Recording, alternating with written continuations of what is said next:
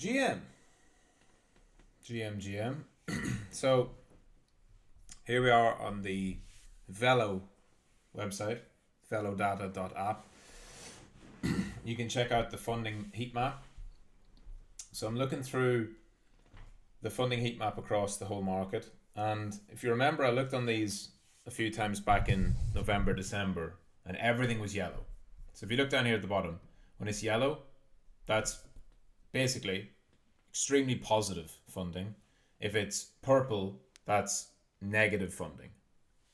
So it's good to view the heat maps across the market as a whole to get an idea of your general health.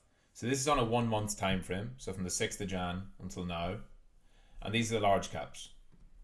These are the mid caps, small caps, and then even individually, even the new coins, new listings, even those are broadly neutral.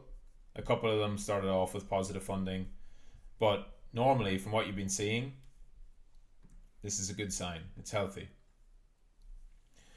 So, and here's the top gainers, right? So this is another good one as well. If you look over the last week,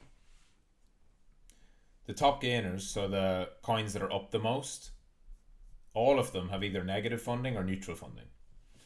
So that means the market is not being driven by speculative leverage. And as a whole, the market's in a reset phase, a healthy phase, which is good. But it also means that nobody knows when it's going to get going again. Right? So in terms of price, when you look at something like Total 3, that tells us that we could be stuck in this area for a while. Again, Total 3 looks great. I've said this all along. I've never had a bear case for Total 3. The longer it stays up here, the more likely it is that this is a base and it's going to go higher.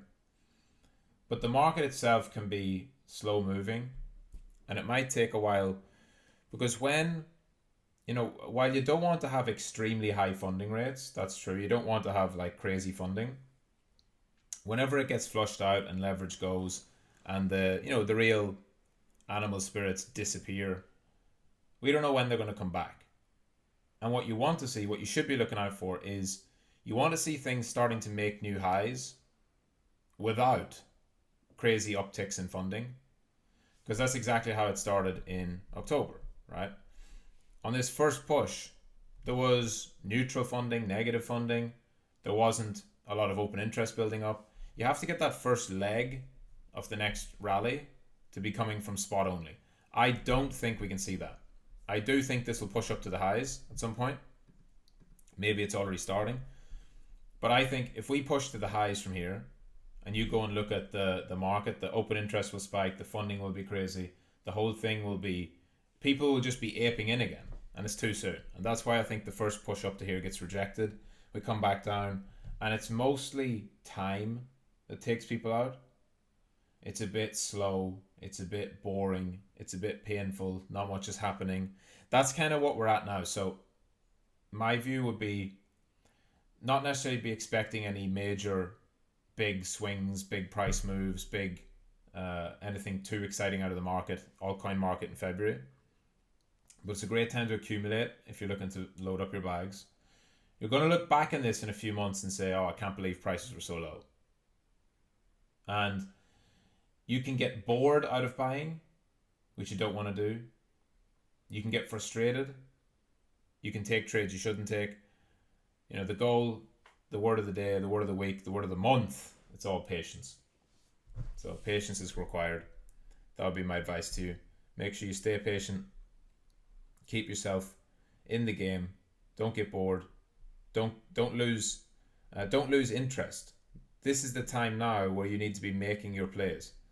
You need to be loading up on spot. You need to be developing your systems for, not right now, but if it goes up and then down and then up again. It could be end of February going into March. But if you're watching these accumulation ranges form, you can be in early whenever they come. And that you're not going to be, if you're tracking the market, if you're analyzing your coins, if you're keeping an eye on it, you're not going to be FOMOing whenever it makes a move to the highs.